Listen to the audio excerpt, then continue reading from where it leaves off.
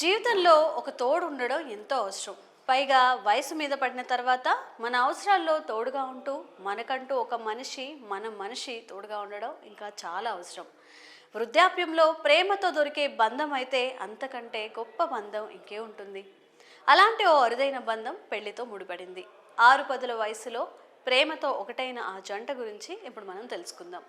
రాజమండ్రికి చెందిన 64 ఏళ్ల మడగల మూర్తి పక్షవాతంతో స్వర్ణాంధ్ర వృద్ధాశ్రమంలో చేరారు. కడప జిల్లాకు చెందిన గుజ్జల రాములమ్మ గత 2 ఏళ్లుగా అదే ఆశ్రమంలో ఉంటోంది. మూర్తి ఆరోగ్యం మెరుగుపడేలా సపర్యలు చేస్తూ అతను కోలుకునేందుకు తన వంతు కృషి చేసింది. ఈ క్రమంలోనే ఒకరంటే ఒకరికి ఇష్టం ఏర్పడింది. జీవితంలో తమకంటూ ఒక తోడు అవసరమని భావించిన ఇద్దరు ఇదే విషయాన్ని వృద్ధాశ్రమ నిర్వాహకులకు తెలియజేశారు. మూర్తి ఇంకా రాములమ్మకు నా అన్న వాళ్ళు ఎవరూ లేకపోవడంతో నిర్వాహకులు కూడా వారి నిర్ణయాన్ని సమర్థించారు.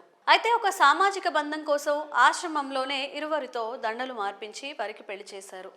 ఈ సందర్భంగా రాములమ్మ మాట్లాడుతూ, నాకంటూ ఎవరూ తోడు లేరని, ఇతను తనకు తోడుగా ఉంటాడని పెళ్లి చేసుకున్నాను. 2 నెలలుగా మేము ప్రేమలో ఉన్నామని ఆమె వివరించింది. సోషల్ మీడియాలో కూడా వీరి పెళ్లికి ప్రశంసలు దక్కుతున్నాయి. ప్రేమకు వయసుతో సంబంధం లేదని, పైగా 6 పదుల వయసులో ఖచ్చితంగా ఒక తోడు అవసరం అని మూర్తి రాములమ్మ తీసుకున్న నిర్ణయం నిజంగా హర్షించదగినదిగా నెటిజన్లు కూడా అభిప్రాయపడుతున్నారు. మరి ఈ వృద్ధ జంట ప్రేమ వివాహంపై మీ అభిప్రాయాలను కామెంట్స్ రూపంలో తెలియజేయండి.